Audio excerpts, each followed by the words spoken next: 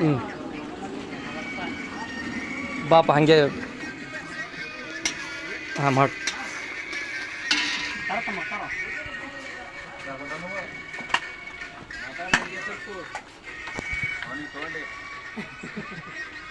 ಈ ಜನುಮವೇ ಆಹ ದೊರಕಿದೆ ರುಚಿ ಸವಿಯಲು ಬಿಸಿ ಬಿಸಿ ಇದೆ ಬಿಸಿ ಬಿಸಿ ಇದೆ ನಳಪಾಕ ದಿನ ದಿನ ನೂತನ.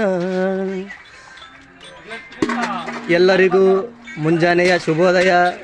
ನಾನು ಇವತ್ತು ಕಾಟನ್ ಮಾರ್ಕೆಟ್ ಇಂದಿರಾ ಕ್ಯಾಂಟೀನ್ ಹತ್ತಿರ ನಮ್ಮ ಗೆಳೆಯನಾದ ಸತೀಶ್ ಅವರ ರಮೇಶ್ ಹೋಟೆಲ್ಗೆ ಬಂದಿದ್ದೇನೆ. ಇದೇ ನೋಡಿ ಅವರ ದಿನನಿತ್ಯ ಸ್ಪೆಷಲ್ ಸುಸ್ಲಾ.